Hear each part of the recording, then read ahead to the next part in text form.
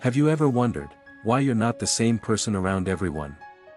You're quieter around some people, more confident around others. You speak freely with one friend, but you measure every word with another. At work, you may be careful and composed.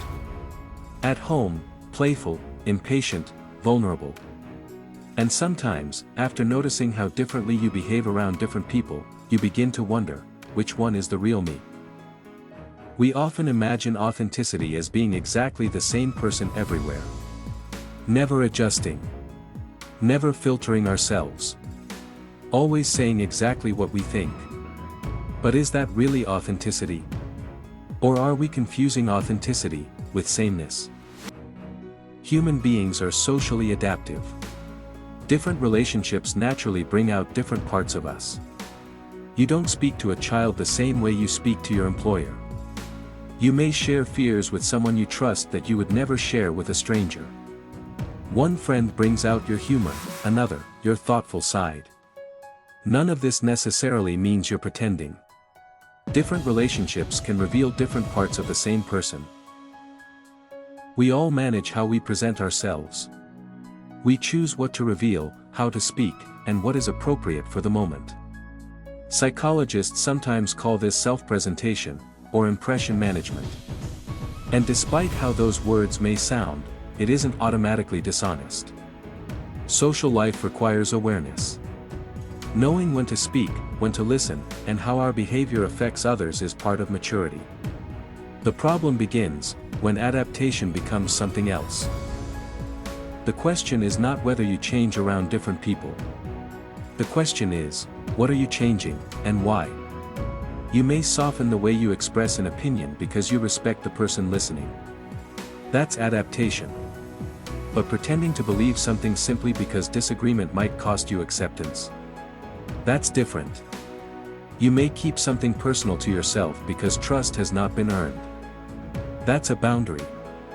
But hiding harmless parts of yourself because you believe the real you is unacceptable, that's different. And we don't always recognize why we're doing it. Sometimes, an environment genuinely punishes honesty.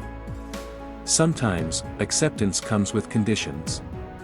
Power, status, and the fear of losing belonging can make speaking freely carry a real cost. And sometimes, nobody is asking us to hide.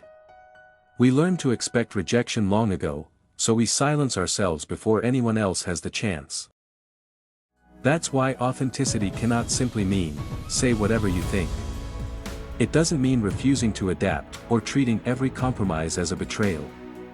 Real authenticity requires something more difficult. Awareness. Knowing when you're choosing restraint, and when fear is choosing it for you. Knowing when you're respecting the situation, and when you're slowly disappearing inside it. So, perhaps the clarity check is this. When you leave someone's company, do you feel tired because social interaction naturally takes energy? Or relieved, because you can finally stop performing? Did you stay quiet because it wasn't the right moment? Or because being honest felt too dangerous for your acceptance? Did you adjust how you expressed yourself? Or abandon something you genuinely believe, value, or need? Authenticity is not behaving the same way everywhere. It is being able to recognize yourself, in every version of who you become. But recognizing where we shrink ourselves is only the beginning.